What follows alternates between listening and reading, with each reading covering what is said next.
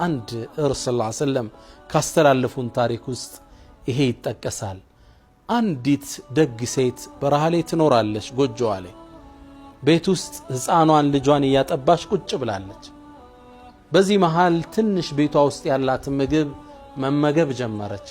እየተመገበች እያለ ያለቻትን የቀረቻትን አንስታ ልትጎርስ ስትል ደሃ ምስኪን በርጋ ተጣራ። መጥቶ ለመነ። አጥዒሙኒ አጥዓምኩሙላህ፣ አላህ ይመግባችሁ መግቡኝ እርቦኛል አለ። ብትጎርሳት ትወድ ነበር፣ ለእርሱ መስጠት ፈለገች። ጉራሿን ካፏ መለሰችና ለምስኪን ወስዳ ሰጠች። ያለቻት ይችናል። ቀናት አለፉ። ልጇን ሳር ላይ አስቀምጣ ልብስ እያጠበች እያለ አንድ ተኩላ ይመጣና የልጁን ልብስ ዚጋ ነክሶ ልጁን ይዞባት ወደ በረሃው ፈረጠጠ። አደርስበት እየሮጠ ነው። ቁጭ ብላ ማልቀስ ጀመረች። አላህ ግን ደግ ስራዋን አረሳ። የኩሉ ነቢይ ሰለላሁ ዐለይሂ ወሰለም ረሱል ምን ይላሉ?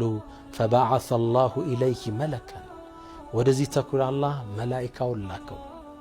ካፉ መንጭቆ አወጣው። ይሄን ሕፃን ልጅ ይዞላት መላኢካው ወደ እናቲቱ ተመለሰ።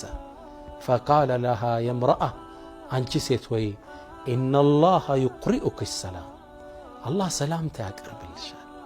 ወየቁሉ ለኪ ብሎ ይልሻል፣ ሃዚህ ሉቅማ በቲልከ ሉቅማ፣ ይሄ ከተኩላው አፍ አውጥተን የሰጠንሽ የልጅሽ ጉራሽ ያኔ ካፍሽ አውጥተሽ በሰጠሻት ጉራሽ ተክቸሻለሁ ይልሻል አለ። ጉራሽ በጉራሽ ለውጭሻለሁ።